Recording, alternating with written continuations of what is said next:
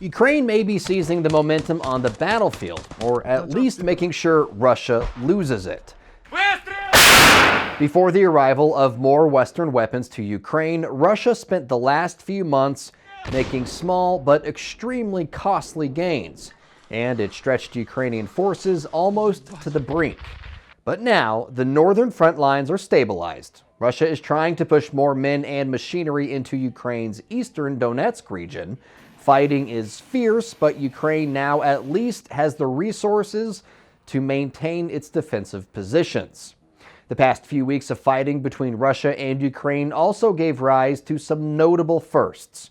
For starters, for the first time since the war began, a Ukrainian warplane launched a missile and struck a Russian target inside Russia's sovereign territory.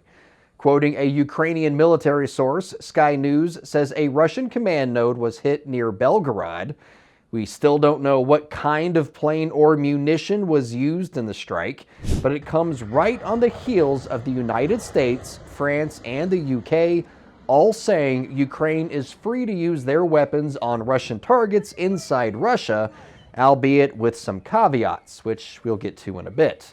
But this leads us to another notable first.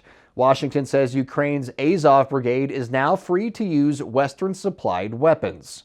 The Azov Brigade, originally called the Azov Battalion, started as a volunteer militia to fight against Russian interests back in 2014. Its founders were accused of being far-right nationals and were barred from using U.S. weapons under what's called the Leahy Law, which prohibits the U.S. from giving aid to foreign military units suspected of human rights violations. But the battalion, now brigade, was formally incorporated into Ukraine's National Guard and is under new command. So the Justice Department decided it was time to let the brigade use U.S. weaponry, which should be in capable hands. Azov is known for fielding top-notch fighters. Now, remember those caveats I mentioned about Ukraine using Western weapons in Russia? Well, President Biden is only allowing Ukraine to use American weapons in Russia if it's in defense of Kharkiv. Otherwise, Ukraine needs to figure out something else. Which leads us to the third notable first. The Ukrainian armed forces struck at least one, possibly two, Sukhoi Su-57 felons with their domestically produced long-range drones. The incident marks the first and possibly second confirmed strikes on any Su-57 during combat. Satellite imagery confirms at least one of the 5th-gen fighters was hit at the Akhtubinsk airfield, some 400 miles away from the front lines.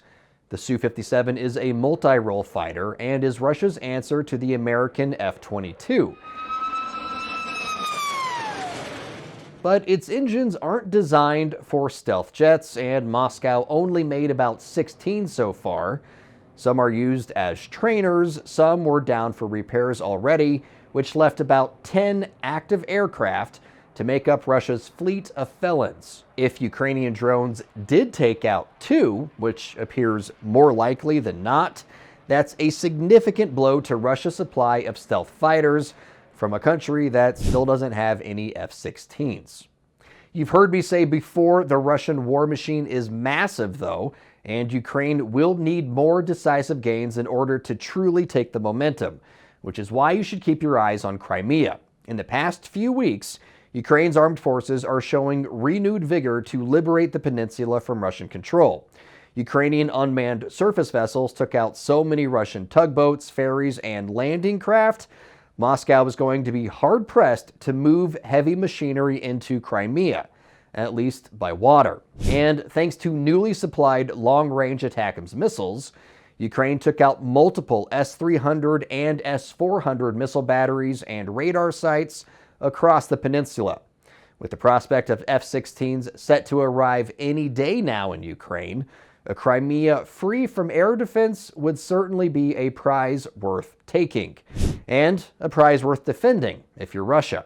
Ukraine's defense intelligence says the Kremlin, now out of convicts to throw into the war, is trying to recruit soldiers from Central Africa to come fight for Moscow in Ukraine, offering monthly pay of $2,200 and a Russian passport. For more of our unbiased, straight fact reporting on the war in Ukraine, be sure to download the Straight Arrow News app today or check us out at san.com. For Straight Arrow News, I'm Ryan Robertson.